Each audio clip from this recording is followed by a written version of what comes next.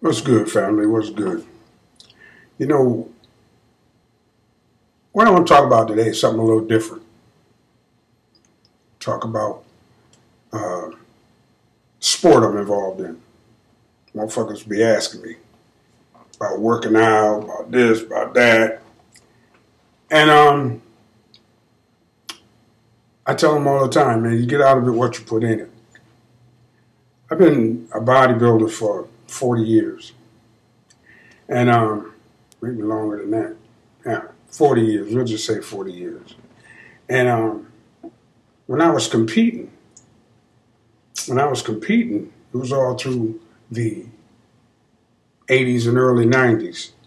Matter of fact, my very last show was 1993 when I stopped competing. I stopped competing because, honestly, it felt stupid to me. I mean, because you spend all of this money getting ready, all this time and all this effort getting ready, and all you get is a trophy, a fucking plastic trophy that says what? That you got a better body than everybody else who was competing that day.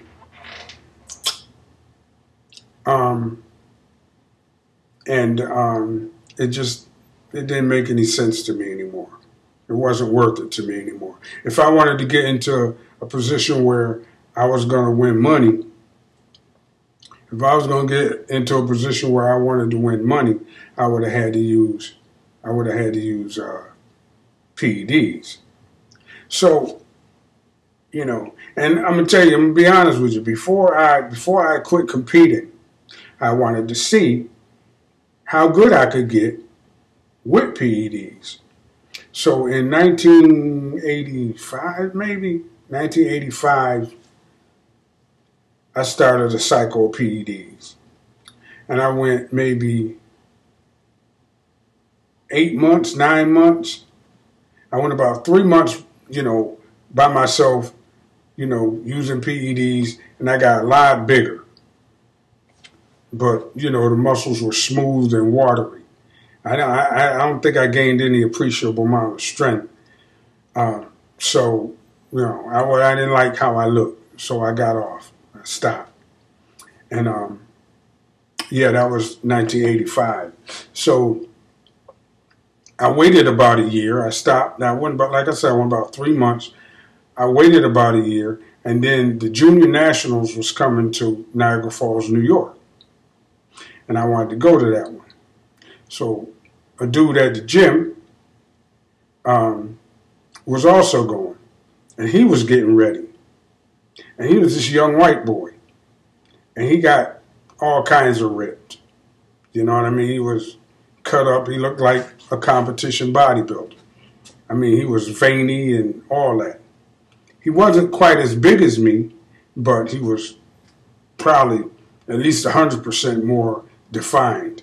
And it was because the drugs made him lose all of that excess body fat and hold on to his muscle mass.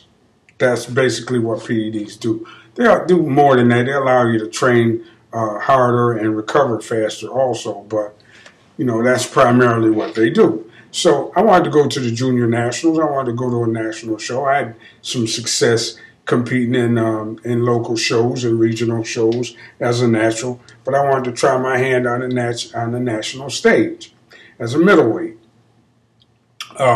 In truth, I would have really been a welterweight, one class below middleweight, but a little bit above lightweight.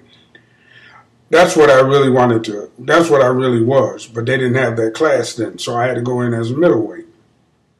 And I talked to the dude at the gym. He was like, "Yeah, we can get you ready." Told me how much it would cost. We started the protocol, and in 8 or 9 weeks, maybe 12 weeks time, I was ready. I was bigger than the white boy, and I had a lot more muscle, and I was ready. I went in at I weighed 162 pounds when I got to the show. All right, but I looked like I weighed about 10 or 15 pounds more than that. But when I got to the show, I was met with the reality that there were guys in that weight division who were at the top of the weight limit, which was 175, but they looked 195, 200. Some of them, matter of fact, they only had to weigh 175 for the weigh-in.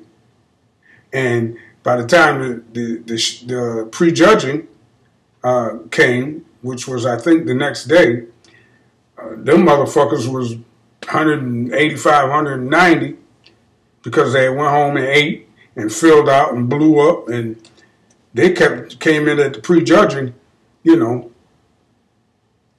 over the weight limit. But the official weigh-in the day before, you know, they weighed what they were supposed to weigh. So anyway, I gets up in that bitch. I'm 162 pounds. I'm looking like I'm 172 pounds. I'm still too fucking small. So I narrowly missed the top 15. I got bounced the fuck out.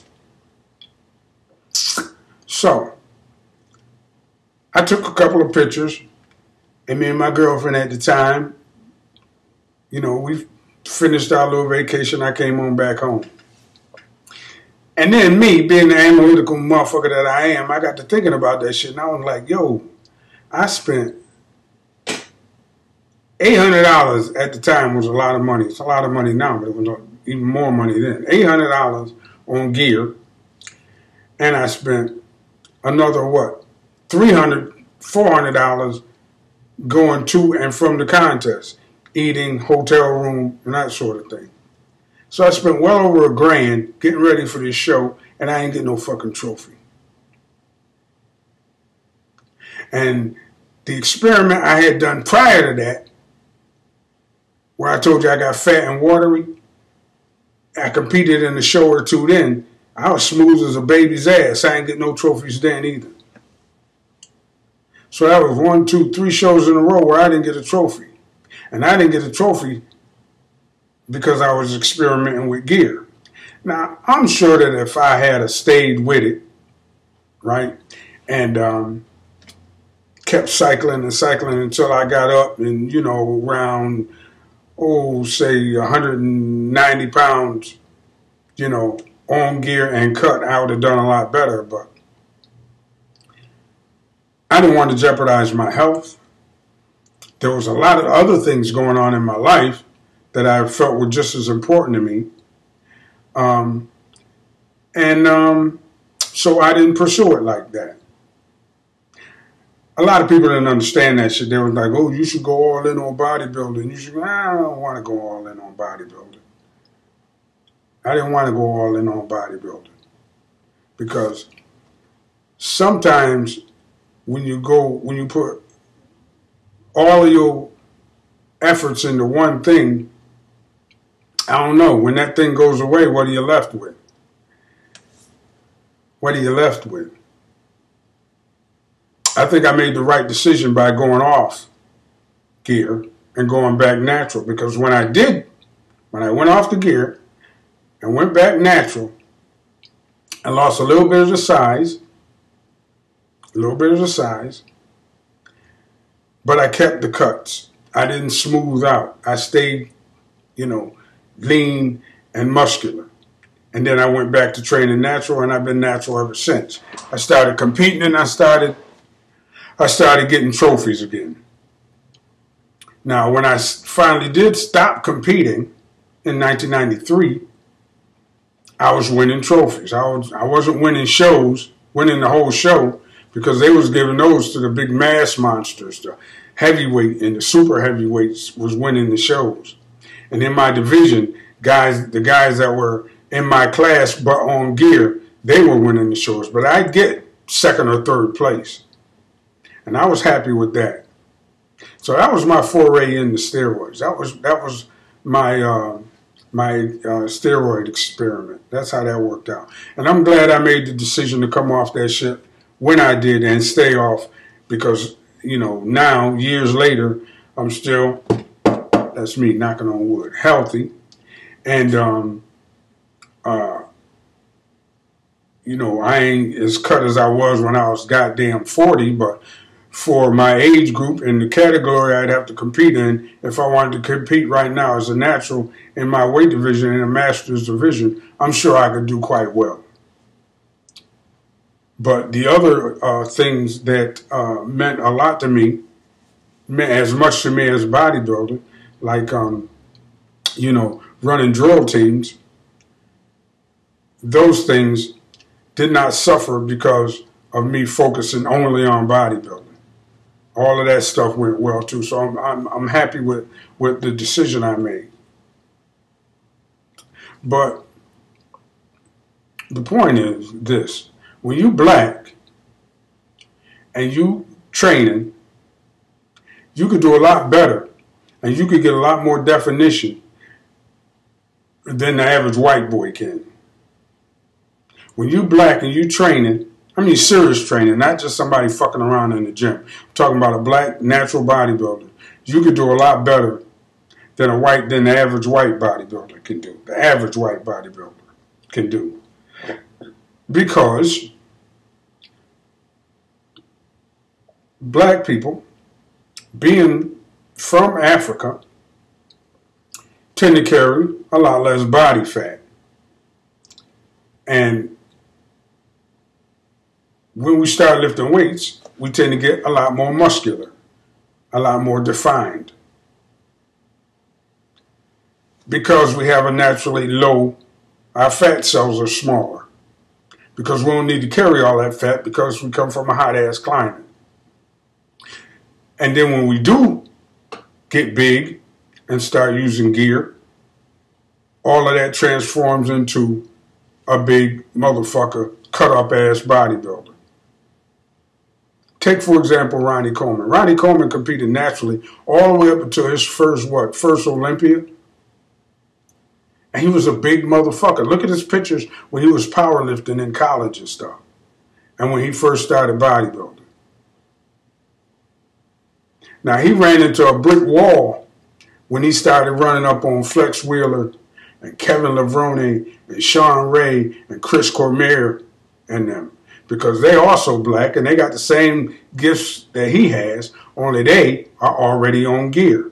So they could get hard and grainy and veiny and muscular along with all the other gifts that they have. But when Ronnie went on gear, well, we all know what happened. We all know what happened.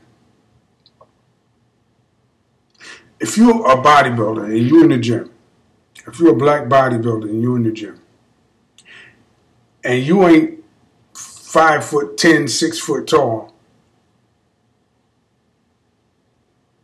and you ain't at the top of your motherfucking game, and you ain't, and bodybuilding is just a hobby for you, my advice to you would be never use drugs. Never use steroids. Never use what they call SARMs. Never use any of that shit.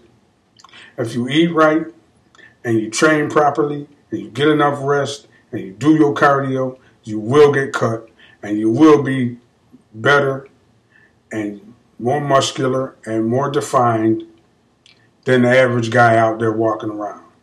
And you'll preserve your health for a very long time. And that's the whole point of this fucking video. You don't need all of that shit. I don't even fuck with creatine. I tried it. I ain't feel like it made that much of a difference in how I looked, so I didn't need it. I didn't use it. Save your fucking money. Save your money and eat good, basic fruits and vegetables, a little bit of meat, and don't miss your workouts. And that's all you need to train and be a healthy, long-lived black man, and you get to see your children and your grandchildren and your great-grandchildren grow up. And that's it. I'm going to leave it there. TC, and I'm out.